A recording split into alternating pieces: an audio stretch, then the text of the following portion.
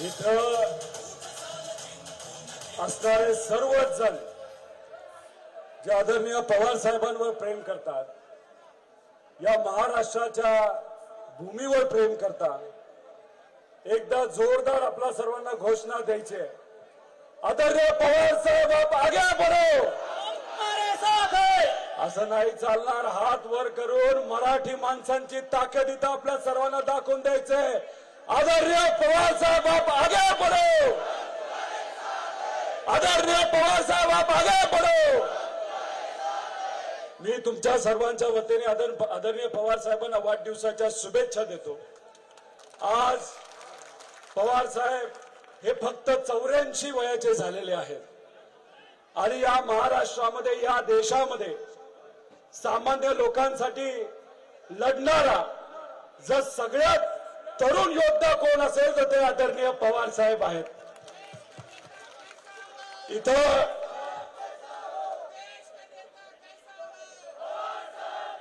इथं उपस्थित असणारे आदरणीय पवार साहेब, संजयजी राऊत साहेब, जयंत पाटील साहेब, पृथ्वीराज बाबा चव्हाण साहेब, एकनाथरावजी खडसे साहेब, बाळासाहेबजी थोरात, जितेंद्र आव्हाड साहेब, अमोलजी कोले, अनिलजी देशमुख साहेब, ज्यांनी या नियोजनामध्ये अतिशय महत्वपूर्ण असा वाटा उचलला, ज्यांनी आपल्या सर्वांना मार्गदर्शन केलं, असे अनिल देशमुख साहेब, तसेच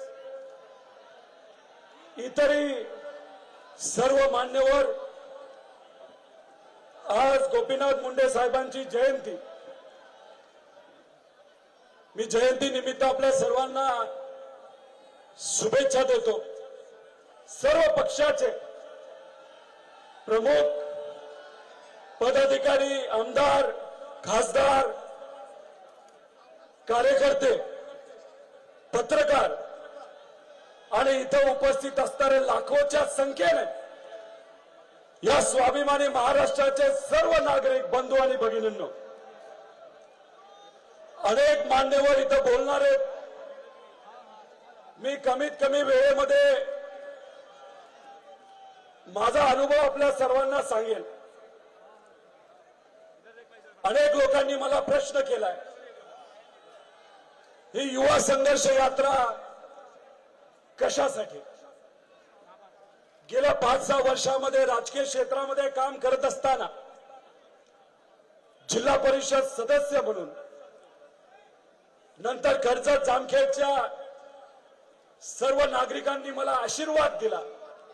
मी आमदार झालो आणि आमदार झाल्यानंतर अधिवेशनामध्ये सुद्धा सातत्याने युवांचे प्रश्न मांडले, विद्यार्थ्यांचे प्रश्न मांडले. पेपर फुटीचा मुद्दा असेल, तसंच एमपीएससी भरतीमध्ये होणारा भ्रष्टाचार असेल, बेरोजगारीचे मुद्दे असतील, हे सगळे मुद्दे मांडल्यानंतर शासनाकडनं मला उत्तर काय आलं असेल तर आजची पिढी सिरियस नाही, म्हणजे तुमच्या सर्वांची मुलं सिरियस नाही, आपल्या सर्वांचे मित्र, आपल्या भगिनी, आपले भावंड हे सिरियस नाही. काही चांगल्या पत्रकारांनी जो काही स्पर्धा परीक्षेमध्ये भ्रष्टाचार होतो तो उघडकीस आणला आणि अधिवेशनामध्ये आम्हा सगळ्यांना उत्तर काय मिळालं, त्याच पत्रकारावर आम्ही हक्कभंग आणू. मग सामान्य लोकांचे मुद्दे जर आम्ही अधिवेशनात मांडत असू आणि ते विषय मांडत असताना सरकारकडनं जर ह्या मुद्द्यांवर चर्चा केली जात नसेल, हे मुद्दे सोडवण्यासाठी प्रयत्न केले जात नसतील, तर माझ्यासारखा एक कार्यकर्ता हताश झाला. हताश झाल्यानंतर आदरणीय पवार साहेबांना मी भेटलो. योगायोगाने गांधी जयंती होती. पवार साहेबांना मी सांगितलं, साहेब तुमच्याकडे बघून याच्या आधीचे जे सर्व राजकीय नेते, पूर्वीचं जे राजकारण आहे त्याच्याकडे बघून आम्ही राजकारणामध्ये यायचा निर्णय घेतला. पण हा निर्णय घेतल्यानंतर सामान्य लोकांचेच जे प्रश्न अधिवेशनामध्ये मांडले जात नसतील, ते सोडवले जात नसतील, आणि आम्ही सर्व युवा या लोकसंख्येच्या 60% आहोत, आणि आमच्याबद्दल कुणीच बोलत नाही. याच्याबद्दल काय केलं पाहिजे? तर आदरणीय पवार साहेबांनी सांगितलं, याच्यासाठी तुम्हाला संघर्ष करावा लागेल, याच्यासाठी तुम्हाला रस्त्यावर उतरावं लागेल, तुम्हा सर्वांना संघटित व्हावं लागेल. आणि मग त्याच दिवशी पत्रकारांना आदरणीय जयंतराव पाटील साहेब असतील, सुप्रियाताई असतील, आमचे सर्व नेते यांच्या मार्गदर्शनाखाली पवार साहेबांकडनं प्रेरणा घेऊन आम्ही युवा संघर्ष यात्रेची सुरुवात केली खरे, पण सुरुवातीला शारीरिक त्रास खूप झाला. आमच्या विरोधकांनी आमच्यावर टीका केली. टीकेला आम्ही महत्व देत नाही. जे लोक रस्त्यावरच उतरत नाहीत, जे लोक लोकांमध्येच जात नाहीत, फक्त सत्तेसाठी ते लढत असतील, त्यांच्या टीकेला आम्ही भाव सुद्धा देत नाही आणि भीक सुद्धा तिथं देत नाही. पण सामान्य लोकांमध्ये जाऊन आम्ही जेव्हा यात्रेची सुरुवात केली, सुरुवातीला खूप त्रास झाला. खरं तर पाय दुखले, फोड आले, पण जेव्हा केव्हा आम्ही लोकात जायचो, लोकांशी बोलायचो, तेव्हा तिथे असणारे विद्यार्थी, युवा, शेतकरी, कष्टकरी, त्यांचा संघर्ष जेव्हा आम्हाला सांगायचे, जसं एका विद्यार्थ्याने आम्हाला पुण्यामध्ये सांगितलं की दादा, सरकार जे 1000 रुपयाची वसुली आमच्याकडनं करत आहे, आताच मी 15 पेपर दिले आणि त्या पेपरसाठी मला 15,000 रुपयाचा खर्च आला. मी साधा शेतकऱ्याचा मुलगा आहे. आज सोयाबीनचं पीक अडचणीत आलंय, आज कपाशीचं पीक अडचणीत आलंय आणि माझ्या आई वडिलांकडे पैसा नाही. माझ्या आईली तिच्याकडे असणारा शेवटचा जो दागिना आहे ते म्हणजे मंगळसूत्र सुद्धा विकलं आणि हे शेवटचे 1000 रुपये मला दिले. जेव्हा हा अनुभव त्या मुलाकडनं ऐकला, डोळ्यामध्ये पाणी आलं. त्यामुळे ह्याचे पाय दुखतात, पाठ दुखत होती, फोड आले होते. हा जो संघर्ष आमचा युवा आज महाराष्ट्रामध्ये करत आहे, त्याच्या संघर्षासमोर ह्या सगळ्या गोष्टी लहान आहेत, ह्याला काही महत्व नाही. आज खऱ्या अर्थाने या सर्व युवांसाठी संघर्ष करावा लागेल. माझ्या मतदारसंघामध्ये, नगर जिल्ह्यामध्ये, जामखेड तालुक्यामध्ये चालत असताना एका शेतकऱ्याने त्याच्या शेतामध्ये जो गोबी लावला होता, त्याच्यावरनं ट्रॅक्टर फिरवला. ट्रॅक्टर फिरवल्यानंतर त्या शेतकऱ्याला भेटलो, का असं केलं? त्यांनी सांगितलं, दादा, खताच्या किमती वाढल्या, खर्च वाढले आहे आणि अशा पद्धतीने या पिकाला मार्केट पर्यंत घेऊन जाणं सुद्धा आम्हाला परवडत नाही. मग मार्केटमध्ये कशाला न्यायचं? याच्या आधी कांद्याची अडचण होती, कांद्याची पेरणी केली होती, कांद्याच्या पिकाला भाव नाही मिळाला. कांद्याचा जेव्हा भाव मिळतो तेव्हा एक्सपोर्ट बंद केलं जातं, कपाशीला भाव मिळतो तेव्हा इम्पोर्ट केलं जातं. अशा पद्धतीने आमच्यासारख्या शेतकऱ्याने काय करायचं? ट्रॅक्टर आम्ही आमच्या कष्टाने पिकवलेल्या पिकावर तिथं घालतो. ह्या सगळ्या गोष्टी जेव्हा आम्ही ऐकत होतो, जेव्हा ते सर्व सांगत होते, ह्या सगळ्या गोष्टी समजून घेत असताना दररोज 28 किलोमीटर आम्ही चालत होतो. तो प्रवास आम्हाला कळत सुद्धा नव्हता. अनेक बेरोजगार युवा भेटले. आम्हाला एक वडापाव विकणारा व्यक्ती भेटला. त्यांनी तिथं भेटत असताना मला सांगितलं, माझ्या मुलाला मी इंजिनियर केलंय, मी फक्त 4थी पर्यंत शिकलोय आणि माझा मुलगा मी कष्टातून इंजिनियर केला. गेले 20 वर्ष मी भजी विकतो, मी वडापाव विकतो, कष्ट करतो, छपराच्या घरात राहतो. मला चांगली गाडी घ्यायची, मला चांगलं घर बांधायचंय, पण हे मला परवडत नाही. माझा मुलगा जर इंजिनियर झाला तर कदाचित आमचं भविष्य हे चांगलं होईल, म्हणून मी माझ्या मुलाला कसं तरी कष्ट करून 3-3.5 लाख खर्च करून इंजिनियर बनवला. मी त्या व्यक्तीला विचारलं, बीड जिल्ह्यामधला हा व्यक्ती, अरे मग तुझा मुलगा कुठे? तो म्हणला, आता तो बाहेर गेलाय, 2 वर्षापूर्वी इंजिनियर झाला. मी म्हणलं, आता काय करतो? MIDC मध्ये काम करतो का? त्यांनी सांगितलं, नाही, तो मुलगा माझ्या बरोबर वडापाव विकतो. पण त्याच्यानंतरच्या व्यक्तीने मला जे सांगितलं, मी 1 तास विचार करू शकलो नाही, मी चालू शकलो नाही, मला काय करायचं हे कळलं नाही. त्यांनी मला सांगितलं की मी 4थी शिकलो, मी वडापाव विकतो, माझ्या मुलाला मी इंजिनियर बनवलं. मग इंजिनियर बनून माझा मुलगा जर वडापावच विकणार असेल, भजीच विकणार असेल, त्याच्यापेक्षा मी माझ्या मुलाला शिकवलं नसतं तर बरं झालं होतं. ही महाराष्ट्रामध्ये असणाऱ्या लोकांची भावना आहे. मला इथं असणाऱ्या सर्व नेत्यांना हे सांगायचंय, अधिवेशनामध्ये याच्यावर चर्चा झाली पाहिजे, अधिवेशनामध्ये स्पर्धा परीक्षेवर चर्चा झाली पाहिजे, अधिवेशनामध्ये बेरोजगारीवर चर्चा झाली पाहिजे. आज आमचे शेतकरी जे अडचणीत आहेत, आज इथं कापसाचं पीक आहे, कापसाचा भाव 7,000 रुपये. खरं तर 7,000 कसा परवडणार? इंडिया वर्सेस ऑस्ट्रेलियाची मॅच वर्ल्ड कपची आपण सर्वांनी बघितली. दुर्दैवाने भारत तिथं हारला, पण खेळामध्ये राजकारण नाही असं आम्ही सगळे समजतो. इंडियाची टीम चांगली होती, दुर्दैवाने आपण हारलो. पण काही महिन्यांपूर्वी असंच ऑस्ट्रेलियाचा शेतकरी जिंकला आणि महाराष्ट्राचा या देशाचा शेतकरी हारला. तो कसा? जेव्हा या भागामध्ये इथं असणाऱ्या शेतकऱ्याला 9 ते 10,000 भाव हा कपाशीला जेव्हा मिळत होता, केंद्र सरकारने ऑस्ट्रेलियाच्या शेतकऱ्याकडनं कापूस विकत घेतला आणि आपल्या भारतामध्ये आणला आणि तो भाव जो 10,000ला होता आज 6 ते 7,000ला आलेला आहे. म्हणजे ऑस्ट्रेलियाच्या शेतकऱ्याला तुम्ही पैसा दिला, त्यातून तो वाईन पिल, तो बियर पिल. मग आपल्या शेतकऱ्याला फक्त फाशी घ्यायची. आणि अशी जर परिस्थिती या महाराष्ट्रामध्ये असेल तर याच्यासाठी आपल्या सर्वांना लढावं लागणार आहे. तशीच सोयाबीनची परिस्थिती आहे. एका टायरच्या दुकानामध्ये गेलो होतो, तिथे असणारा मजुराचा मुलगा मला सांगत होता, दादा हाच टायर गेल्या वेळेस 20% स्वस्त होता, आता 20% महाग झालाय. त्याच्याबद्दल कुणी बोलत नाही. 6-7 वर्षामध्ये ट्रॅक्टर हा 6 ते 7 लाख रुपयाला मिळायचा, तोच ट्रॅक्टर आज 11 लाख रुपयाला मिळतो. डिझेल 60 रुपयाला होतं, आज 100ला गेलंय. पेट्रोल कुठे ते 65 रुपयाला होतं, 120 रुपयाला घेतलंय. याच्यावर चर्चा का होत नाही? अहो शेतकऱ्याचे फक्त खर्च वाढत चाललेत. सोयाबीनचे भाव पूर्वी किती होते तेवढेच आज भाव आहेत. कपाशीचे भाव 6 वर्षापूर्वी किती होते आज तेवढेच भाव आहेत.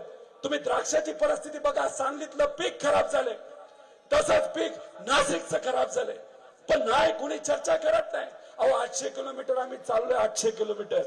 याच्यामध्ये आम्हाला शक्ती प्रदर्शन करायचं नव्हतं, लोकांना समजून घ्यायचं होतं, लोकांच्या अडचणी जाणून घ्यायच्या होत्या. आदरणीय पवार साहेबांच्या मार्गदर्शनाने काम करणारे आम्ही सर्वजण कार्यकर्ते आहोत. अहो शेतकऱ्याच्या शेतामध्ये गेल्यानंतर काल 10 दिवस झाले तरी शेतामध्ये कुठलाही अधिकारी पंचनाम्यासाठी आला नाही. गेल्या वर्षीच अनुदान आमच्या शेतकऱ्याला जर मिळालं नसेल तर यंदाचं अनुदान आम्ही कशी अपेक्षा ठेवायची? अहो 1 रुपयाला विमा दिला, 1 रुपयाला. भाषण तर असं केलं की भीक देताय, पण शेतकऱ्याचं म्हणणं 1 रुपयाला तुम्ही आम्हाला तिथं विमा देऊ नका, तुम्ही 1000 रुपये द्या, 2000 रुपये घ्या, पण जेव्हा केव्हा आम्ही अडचणीत देतो तेव्हा आमच्या शेतकऱ्याला आम्हाला मदत ही झालीच पाहिजे आणि जेवढं नुकसान होतं तेवढी मदत ही आमच्या शेतकऱ्याला झालीच पाहिजे. हाही मुद्दा आम्ही युवा संघर्ष यात्रेमध्ये घेतलाय. दिग्विजय सिंग साहेब इथे उपस्थित आहेत, मी मनापासून त्यांचे आभार व्यक्त करतो. त्यांच्या व्यस्त कार्यक्रमातून त्यांनी वेळ काढून सकाळचं विमान घेऊन ते आज इथं आले, त्यांचं सुद्धा आपल्या सर्वांच्या वतीने मी आभार व्यक्त करतो. मी फक्त एवढंच आपल्या सर्वांना सांगतो, MIDCचे मुद्दे. एक खाडे नावाचा युवा मला भेटला, त्यांनी काय सांगितलं, दादा मी BA करतोय, तुझा भाऊ काय करतो, त्याला डॉक्टर बनायचंय, आई वडील कुठे आहेत, तर पुण्यामध्ये काम करतात. कुठं काम करतात, ते एका फॅक्टरीमध्ये काम करतात. आणि मग फॅक्टरीमध्ये काम करून हे दोघं कष्ट घेतात आणि जी काही नीटची परीक्षा आहे, जे काही क्लासेस आहेत, त्या क्लासेसला पैसा गोळा करतात. 18 तास ही मुलं काम, आई वडील माझे काम करतात. मी म्हणलं पुण्याला का जातात? ते म्हणाले आमच्या जिल्ह्यामध्ये MIDC नाही, आमच्या तालुक्यामध्ये MIDC नाही. अहो MIDCचा मुद्दा जेव्हा आम्ही घेतला तेव्हा आमची चेष्टा केली, आम्हाला 4.5 तास तिथं बसवलं, त्याच्यावर पण चर्चा करून नाही घेतली. अरे अशा पद्धतीने हे सगळे जर विचार करत असतील तर या शिक्षित युवांनी काय करायचं? तर यांचे मुद्दे कुठेतरी अधिवेशनात यावेत. आणि हा जो खाडे नावाचा मुलगा आहे, ही जी गोष्ट आहे ती खरी गोष्ट आहे आणि ती एकट्याची नव्ह, महाराष्ट्रातल्या हजारो लाखो युवांचा हा विषय आहे. त्यामुळे या गोष्टी मार्गी लागल्या पाहिजे. एखादा भाऊ दुसऱ्या भावासाठी जर त्याग करत असेल, भाऊ डॉक्टर व्हावा यासाठी हा मुलगा जर BA करत असेल, आई वडिलांची शेती बीड जिल्ह्यामध्ये असताना सुद्धा पुण्यामध्ये जाऊन जर हे लोक काम करत असतील तर त्याचा विचार या सरकारने केलाच पाहिजे. आणि हे सरकार असू नाही तर ते सरकार असू, सामान्य लोकांबद्दल चर्चा झालीच पाहिजे, मुद्द्यावर हे बोललंच गेलं पाहिजे, युवांच्या बद्दल बोललंच गेलं पाहिजे, युवांच्या अडचणी या सुटल्याच पाहिजे असं आमच्या सगळ्या युवांचं मत आहे. सर्व नेत्यांना मी विनंती करेन, येणाऱ्या काळामध्ये इलेक्शन येईल, पण हे जे युवांचे, शेतकरी, सामान्य लोकांचे मुद्दे ते आपापल्या जे काय महाविकास आघाडी आहे त्यांच्या इलेक्शनच्या मेमंटो मध्ये आलेच पाहिजे. आणि इलेक्शन जर लढायचं असेल धर्मवादावर लढायचं नाही, जातीवादावर लढायचं नाही, पण या युवांच्या भवितव्यावर येणारं इलेक्शन हे लढलंच पाहिजे. शेतकऱ्यावर हे इलेक्शन लढलंच पाहिजे असं आमच्या सगळ्यांचं मत आहे. जाता जाता फक्त मी एवढंच सांगेन की आम्ही काही पत्र या राज्य सरकारला सकाळच्या दिवशी दिलेले आहेत. सकाळच्या वेळेस त्यांच्या ऑफिसमध्ये ते पत्र गेलेली आहेत. काही पत्र इथं सुद्धा आणलेली आहेत. इथं सर्व अधिकारी आहेत, पोलीस यंत्रणा आहे. मला पोलीस यंत्रणेला विनंती करायची आहे, मुख्यमंत्री साहेबांकडे पत्र गेले, उपमुख्यमंत्री दोन्ही, एक नाही दोन दोन उपमुख्यमंत्र्यांकडे पत्र गेलेली आहेत. आम्ही जे काय 800 किलोमीटर अनुभवलं, जे काय सामान्य लोकांच्या अडचणी आहेत, त्या सर्व अडचणी आम्ही त्या पत्रामध्ये लिहिलेल्या आहेत. माझ्या नंतर अनेक नेते बोलणार आहेत. पुढचे 1-1.5 तास भाषण हे सर्व नेते करतील. त्यामुळे ती पत्र त्या कार्यालयामध्ये पोहोचली असतील. खरं तर इथं काही गोष्टी आम्ही घेऊन आलो आहे आणि बैलगाडीमध्ये आम्ही अनेक पुरावे घेऊन आलोय सामान्य लोकांच्या अडचणीचे. आम्हाला निवेदन आली आहेत, कम्प्युटर ऑपरेटरचे निवेदन आहेत, आरोग्य कर्मचाऱ्यांचे निवेदन आहेत, पेन्शनचे सर्व कार्यकर्ते जे प्रयत्न करत ते नियोजन आहे, शेतकऱ्यांचे. तर मला विनंती करायची, मला आपल्या सर्वांना विचारायचे की ही सभा झाल्यानंतर हे जे सरकार आहे, जे झोपेचं सोंग घेतलेलं आहे, त्या सरकारकडे, अधिवेशनाकडे मी जाणार आहे. मी तुमच्या सर्वांच्या अडचणी घेऊन जाणार आहे. इथे असणारे जे सर्व नेते ते जाणार आहेत, इथं असणारे प्रत्येक आमदार जाणार आहेत. मला आपल्या सर्वांना विचारायचं आहे की आपल्या मागण्यांची दखल या राज्य सरकारने जर नाही घेतली तर हे जी सभा आहे, ही सभा झाल्यानंतर तुम्ही सुद्धा अधिवेशनावर येणार का? येणार का? आमच्या मागण्या या सर्वसामान्य लोकांच्या आहेत. अधिकाऱ्यांनी जो संदेश मंत्र्यांना द्यायचा आहे तो द्यावा. आम्ही हे भाषण उस्तर इथं वाट बघू, पण भाषण गेल्यानंतर इथं जर सरकारकडनं कुणी नाही आलं आणि आमच्या मागण्यांची दखल नाही घेतली तर आम्ही सर्वजण इथून अधिवेशनापर्यंत जाणार आहोत आणि या सामान्य लोकांच्या अडचणी सोडवण्यासाठी तिथं प्रयत्न करणार आहोत. त्यामुळे हे जे लोक आहेत, हे जे सामान्य लोक आहेत, त्यांनी आम्हाला प्रेम दिलं. जेव्हा कापसाचा प्रश्न आम्ही समजून घेणार, कापसाचा मुद्दा समजून घेण्यासाठी आम्ही जेव्हा शेतात गेलो होतो, त्या शेतकऱ्यांनी तिथं असणारे जे काही महिला असतील, पुरुष असतील, तिथं वडीलधारी होती, त्यांच्याकडे फक्त 5 जणांचं जेवण होतं. 5 जण तिथं काम करत होते. प्रेम बघा या महाराष्ट्रामध्ये किती आहे. त्यांनी डबा फक्त 5 लोकांचा होता आणि आम्ही त्या 5 लोकांबरोबर अतिरिक्त 3 ते 4 संदीपया क्षीरसागर सुद्धा होते. तिथं त्यांच्याशी चर्चा केली, त्यांचं दुःख समजून घेतलं, कपाशीच्या भावाबद्दल ते बोलले. जी विहीर त्यांना अनेक वर्ष करायची होती, आजपर्यंत विहीर त्यांना करता आली नाही. या सगळ्या अडचणी समजून घेतल्यानंतर आम्ही निघालो होतो. त्या मावशीने आम्हाला थांबवलं आणि त्या मावशीने सांगितलं, दादा जेवल्याशिवाय जाऊ नको, हे महाराष्ट्रातल्या लोकांचं प्रेम आहे. मी त्यांना सांगितलं, अहो आम्ही खाल्लं तर तुम्हाला पुरणार नाही. त्यांनी म्हणाले की तू जास्त बोलायचं नाही, तू माझ्या मुलासारखा आहे. माझा मुलगा जर इथं असता आणि त्याला जर मी सांगितलं असतं की जीवन जा, तर तो जीवन गेला असता. त्यामुळे आई सांगते म्हणून ऐक, इथं बस आणि तू जेवल्याशिवाय जायचं नाही. हे महाराष्ट्रातल्या लोकांचं प्रेम आहे आणि ही महाराष्ट्र लोकांची जिद्द आहे. ज्या ज्या लोकांना भेटलो, कुणीही रडलं नाही, कुणीही म्हणलं नाही की आम्ही काहीतरी हे करू ते करू. त्यांची फक्त विनंती होती, आमच्या अडचणी सोडवा. कुणी जातीभेदाचं बोललं नाही, कुणी सांगितलं नाही धर्मभेदाचं. त्यांनी फक्त विनंती केली, आमच्या अडचणी सोडवा. अहो राजकारण हेच असावं. धर्मवादाचं राजकारण नको, जातीवादाचं राजकारण नको. आपल्याला राजकारण पाहिजे असेल तर या गरिबाच्या अडचणी, या युवांच्या अडचणी, या शेतकऱ्याच्या, कष्टकऱ्याच्या, वडीलधाऱ्याच्या, माता भगिनींच्या अडचणी आपल्याला सोडवायचे. आणि ज्या सरकारच्या योजनेत त्या शेवटच्या घटकापर्यंत 1 रुपया सुद्धा अतिरिक्त न देता त्या कशा जातील, यासाठी येत्या काळामध्ये आपल्याला प्रयत्न करायचे. आणि हे प्रयत्न आपण सर्वजण एकत्रित करू. अनेक मुद्दे, अनेक विषय, पण मराठी माणसांची जिद्द ही अतिशय भक्कम आहे, घट्ट आहे. कारण का मराठी माणूस कधी घाबरत नाही आणि मराठी माणूस दिल्ली समोर काली झुकला नाही आणि उद्याही झुकणार नाही. आणि या आपल्या स्वाभिमानासाठी, महाराष्ट्राच्या हितासाठी आपल्या सर्वांना लढायचंय. या इलेक्शन मध्ये काही लोक जाती जातींमध्ये ते निर्माण करण्याचा प्रयत्न करतील. फक्त एक गोष्ट आपण सर्वांनी लक्षात घ्या की जेव्हा दंगल होते तेव्हा गरीबाचाच पोरगा दगड हातामध्ये घेतो, गरीबाच्याच पोराच्या डोक्यात तो दगड पडतो, गरीबाचीच घरं जळतात, गरीबाचीच दुकानं फुटतात आणि जे बाकीचे लोक असतात जे सगळे घडून आणतात एसी मध्ये बसून बंगल्यात बसून फक्त तमाशा बघत असतात. त्यामुळे ही भूमिका आपल्या सर्वांना घ्यायची. जे लोक फक्त विकासाबद्दल बोलतील, जे लोक फक्त आपल्या स्वाभिमानाबद्दल बोलतील त्यांचीच बाजू येत्या काळामध्ये आपल्या सर्वांना घ्यायची आहे. त्यामुळे हे भाषण झाल्यानंतर सरकारकडनं जर प्रतिनिधित्व करण्यासाठी कुणी इथं आलं नाही, आपल्या मागण्याची दखल घेतली नाही, तर इथून थेट आपल्याला तिथं जायचंय, अधिवेशनावर जायचंय, धडकायचं आहे. आमच्या मागण्या पूर्ण करा, आमच्या मागण्या पूर्ण करा, आमच्या मागण्या पूर्ण करा. आदरणीय पवार साहेब, तुमच्या मार्गदर्शनाखाली आम्ही सर्वजण अवकाळी पावसाचं बोलणे सगळेच विषय, अनेक अडचणी आहेत, याच्या शेतकऱ्याचं लक्ष नाही. फक्त एवढंच आपल्या सगळ्यांना म्हणतो की आदरणीय पवार साहेब या वयामध्ये सुद्धा आपल्या सर्वांसाठी लढत आहेत. हे सर्व नेते लढत आहेत.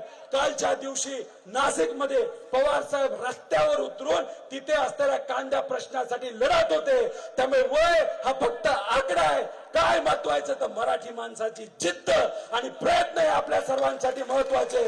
आणि आदरणीय पवार साहेब हे आपल्यासाठी लढत आहेत आणि आपल्याला सुद्धा लढायचं आहे.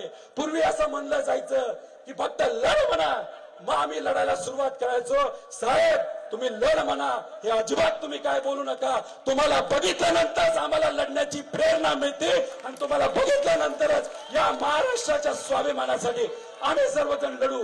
एवढंच या ठिकाणी सांगतो. तुम्ही एवढ्या मोठ्या संख्येने इथं आलात, हा जो जोश आहे, हा जो जोश आहे तो कायम आपल्याला ठेवायचा आहे. अनेक अडचणी या राज्यामध्ये आरोग्यापासून सगळे या सगळ्या आपल्याला मार्गी लावायच्या आहेत आणि अनेक संघटना आपल्याला भेटायच्या आहेत. टाइम कमी आहे. अनेक संघटना आम्हाला भेटलेल्या आहेत. त्या सर्व संघटनाला मला सांगायचं आहे, आरोग्य विभाग असो, शिक्षण विभाग असो, अहो शिक्षणाची 60,000ची भरती सुद्धा व्हावी ही आम्ही मागणी तिथं केली. शाळा बंद करण्याचा विचार तुम्ही जर करत आहात, गरीबाची आणि बहुजन समाजाची पोरं हे शिक्षणापासून वंचित राहण्यासाठी काही लोक तिथं ते प्रयत्न करत आहे. तुम्ही कितीही प्रयत्न करा, पण आम्ही आमच्या शाळा बंद करून दिला नाही आणि शिक्षक भरती ही झालीच पाहिजे. आरोग्य कॉन्ट्रॅक्ट कर्मचाऱ्यांचे विषय सुटलेच पाहिजे. आणि या सगळ्या मुद्द्यांवर आदरणीय पवार साहेबांच्या मार्गदर्शनाखाली आणि या सर्व नेत्यांच्या मार्गदर्शनाखाली आणि तुमच्या सर्वांच्या साथीने आम्ही लढणार आहोत. ही सभा होऊस तर आपल्या सर्वांना इथंच राहायचंय. बघूया सरकार आपल्या मागणींबद्दल काय करायचंय. त्यामुळे कुणीही काय करू नका.